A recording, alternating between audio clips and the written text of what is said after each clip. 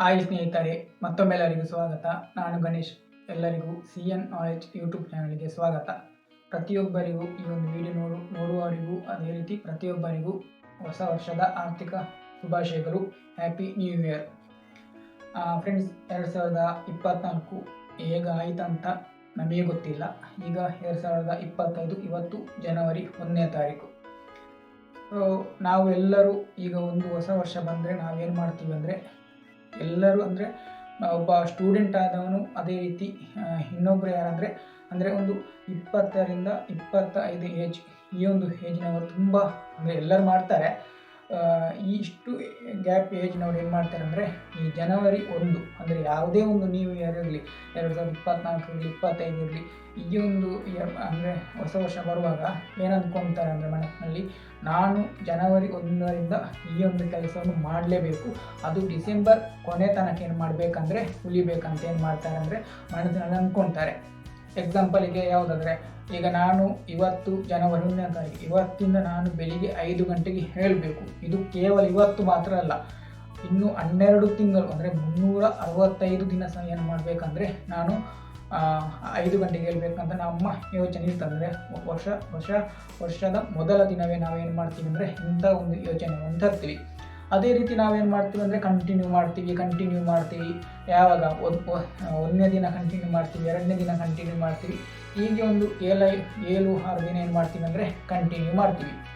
ಆದರೆ ಏನು ಮಾಡ್ತೀವಿ ಅಂದರೆ ಮತ್ತೆ ಒಂದು 7 ದಿನ ಆದಮೇಲೆ ನಮಗೆ ಏನಾಗ್ತದೆ ಅಂದರೆ, ನಮಗೆ ಸಂಡೇ ಬರ್ತದೆ ಅಥವಾ ಏನೋ ಒಂದು ರೀಸನ್ ಇರ್ಬೋದು, ನಮಗೆ ಹೆಲ್ತ್ ಇಶ್ಯೂ ಆಗಿರ್ಬೋದು, ಏನೋ ಒಂದು ರೀಸನಿಂದ ನಾವೇನು ಮಾಡ್ತೀವಿ ಅಂದರೆ ಆ ಒಂದು ಕಂಟಿನ್ಯೂಸ್ ನಾವೇನು ಮಾಡ್ತೀವಿ ಅಂದರೆ ಸ್ಟಾಪ್ ಮಾಡ್ತೀವಿ. ಈ ರೀತಿ ಸ್ಟಾಪ್ ಮಾಡಿದರೆ ಜನವರಿ ಆಗ್ತದೆ. ಮತ್ತೆ ನಾವು ಅಂದ್ಕೊಳ್ತೀವಿ, ಈಗ ಜನವರಿಯಾಗ ನಾನು ಸ್ಟಾಪ್ ಮಾಡಿದೆ, ಇನ್ನು ನಾನು ಫೆಬ್ರವರಿಯಲ್ಲಿ ಅದನ್ನು ಕಂಟಿನ್ಯೂ ಮಾಡುವಂತ. ಫೆಬ್ರವರಿ ಆಯಿತು, ಮಾರ್ಚ್ ಆಯಿತು, ಏಪ್ರಿಲ್ ಆಯಿತು, ಹೀಗೆ ನಾವು ಕಣ್ಣು ಮುಚ್ಚಿ ತೆಗೆಯುವಷ್ಟರಲ್ಲಿ 2025 ಏನಾಗ್ತದೆ ಅಂದರೆ ಎಂಡ್ ಆಗ್ತದೆ. ಈ ರೀತಿ ಆಗಬಾರ್ದು. ಅಂದರೆ ನಾವೇನು ಮಾಡಬೇಕು, ಅದಕ್ಕಾಗಿ ಒಂದೇ ಒಂದು ಇದು ನಾನು ಹೇಳ್ತಿರೋದಲ್ಲ, ಪ್ರತಿಯೊಬ್ಬರು ಹೇಳ್ತಿರುವಂತಹ ಯಾರೆಲ್ಲ ಸಾಧನೆ ಮಾಡಿದ್ದಾರೆ ಅವರ ಬಾಯಿಯಲ್ಲಿ ಬರುವಂಥ ಒಂದೇ ಮಾತು, ಅದು 21 ಡೇಸ್ ಚಾಲೆಂಜ್ ಅಂತ. ಹೌದು, ಇವತ್ತು ನಾವು ಜನವರಿ 1ನೇ ತಾರೀಕಿಂದ ಏನಾದರೂ ಒಂದು ಯಾವುದೇ ಆಗಿರ್ಬೋದು, ಯಾವುದೇ ಒಂದು ಕೆಲಸ ಮಾಡಬೇಕು, ಅದು ಆ ಒಂದು ಕೆಲಸವನ್ನು ಇವತ್ತಿಂದ ಇನ್ನೂ ಜನವರಿ 21 ಅಥವಾ ಯಾವುದೇ 21, ಟೋಟಲ್ 21 ದಿನ ನೀವೇನಾದರೂ ಒಂದು ಕೆಲಸವನ್ನು ಮಾಡಿದರೆ 22ನೇ ದಿನ ಏನು ಮಾಡ್ತಾರೆ ಅಂದರೆ ನೀವೇ ಅದನ್ನು ಮತ್ತೆ ಕಂಟಿನ್ಯೂ ಮಾಡ್ತೀರಾ. ಯಾವುದೇ ಕಾರಣಕ್ಕೂ ಸ್ಟಾಪ್ ಆಗಲ್ಲ. ಕಾರಣ ಇದು ನಂಬೋದಾ ಈ ಕಾಲದಲ್ಲಿ, ಅದು 21 ಡೇಸ್ ಚಾಲೆಂಜ್ ಅಂದರೆ ಅದನ್ನು ನಂಬೋದಂತ ಕೆಲವರು ಹೇಳ್ಬೋದು. ಖಂಡಿತವಾಗಿಯೂ ಕಾರಣ ಏನಂದರೆ,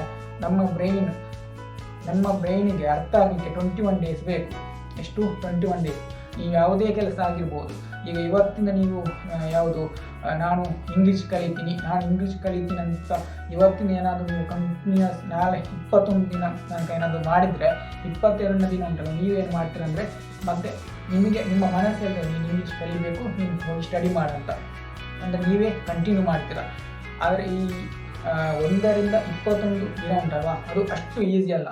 ಈಗ ಈ ವಿಡಿಯೋ ನೋಡ್ತಿರುವವರು ನಿಮಗೆ ಅಂದ್ಕೊಳ್ಬೋದು, ಇನ್ನು ನಾನು 21 ಡೇಸ್ ಏನು ಮಾಡ್ತೀನಿ, ಚಾಲೆಂಜ್ ಮಾಡ್ತೀನಿ, ಅದು ಈಸಿ ಅಂತ. ಅದು ಅಷ್ಟು ಈಸಿ ಇಲ್ಲ. 21 ಡೇಸ್ 21 ಇಯರ್ಸ್ ಇದ್ದಾಗೆ, ಅಂದರೆ ಅಷ್ಟು ಟಫ್ ಇರ್ತದೆ ಈ ಒಂದು 21 ದಿನ. ಯಾವಾಗ ನೀವು 21 ದಿನ ಏನು ಮಾಡ್ತೀರಿ, ದಾಟ್ತೀರಿ, ಮತ್ತೆ ಏನಾಗ್ತಾರೆ ಅಂದರೆ ಮತ್ತೆ ನಿಮ್ಮನ್ನು ಯಾರು ಸ್ಟಾಪ್ ಮಾಡೋರಿಲ್ಲ, ನೀವು ಕಂಟಿನ್ಯೂ ಮಾಡ್ತೀರಾ. ಇದು ಖಂಡಿತವಾಗಿ ನಿಜ. 21 ಡೇಸ್ ಚಾಲೆಂಜ್.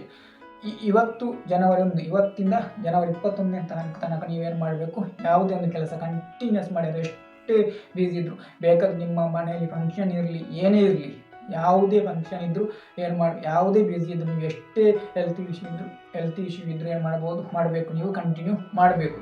ಆ ರೀತಿ ಮಾಡಿದರೆ ಉಂಟಲ್ಲ, ಖಂಡಿತವಾಗಿ ಈ ಒಂದು 21 ಡೇಸ್ ಚಾಲೆಂಜಲ್ಲಿ ಏನು ಮಾಡ್ತೀರಾ, ಪಾಸ್ ಆಗ್ತೀರಾ. ಇದು ನಾನು ಗ್ಯಾರಂಟಿ. ನೀವು 21 ಡೇಸ್ ಬಿಟ್ಟು ಮತ್ತೆ ಈ ವಿಡಿಯೋ ನೋಡಿ, ನೀವು ನನಗೆ ಮತ್ತೆ ಕಮೆಂಟ್ ಕೊಡಿ, ಏನಾದರೂ ನಿಮ್ಮಲ್ಲಿ ಬದಲಾವಣೆ ಆಗಿದೆ ಇಲ್ಲವ ಅಂತ ನೋಡಲಿಕ್ಕೆ ಮತ್ತೆ ನೀವು ಕಮೆಂಟ್ ಕೊಡಿ.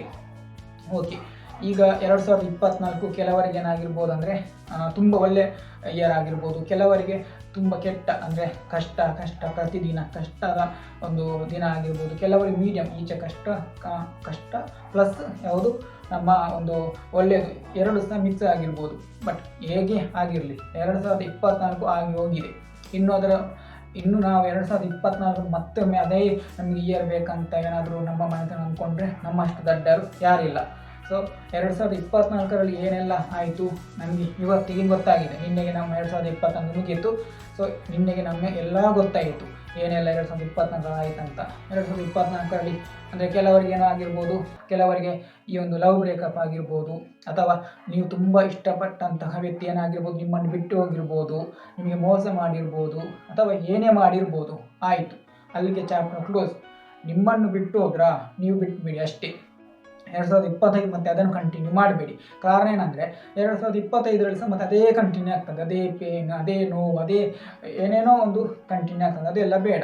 ಯಾವಾಗ 2024ರಲ್ಲಿ ನಿಮ್ಮ ಬಿಟ್ಟು ಹೋದ್ರಾ ಆಯಿತು, ಅವರ ಬಗ್ಗೆ ಯೋಚನೆ ಮಾಡಬೇಡಿ. ಕಷ್ಟ ಆಗ್ತದೆ, ಹೌದು. ಒಬ್ಬ ಪರ್ಸನ್ ನಮ್ಮಿಂದ ಏನಾದರೂ ಬಿಟ್ಟು ಹೋದರೆ ಅದರಿಂದ ಆಗುವಂಥ ಕಷ್ಟ ಖಂಡಿತವಾಗಿಯೂ ಹಾಗೇ ಆಗ್ತದೆ. ಯಾಕಂದರೆ ಅಷ್ಟು ನಾವು ಅವ್ರ ಹತ್ರ ಕ್ಲೋಸ್ ಇರ್ತೀವಿ. ಆದರೆ ಏನು ಮಾಡಲಿಕ್ಕೆ ಆಗಲ್ಲ. ನಮಗೆ ದಿನಾಲೂ ನಾವು ನೋವನ್ನು ಅನುಭವಿಸೋಕ್ಕಿಂತ ಒಮ್ಮೆಲೆ ನೋವು ಅನುಭವಿಸಿ ಏನು ಮಾಡ್ಬೋದು, ಅವರನ್ನು ಫಾರ್ಗೆಟ್ ಮಾಡ್ಬೋದು. ಸೊ 2024ರಲ್ಲಿ ಕೆಲವರಿಗೆ ನೋವಾಗಿರ್ಬೋದು, ಕೆಲವರಿಗೆ ಖುಷಿ ತಂದಿರ್ಬೋದು, ಏನೇ ಆಗಿರಲಿ. ಸೊ ಅದರ ಬಗ್ಗೆ ನಾವು ಚಿಂತೆ ಮಾಡೋದು ಬೇಡ.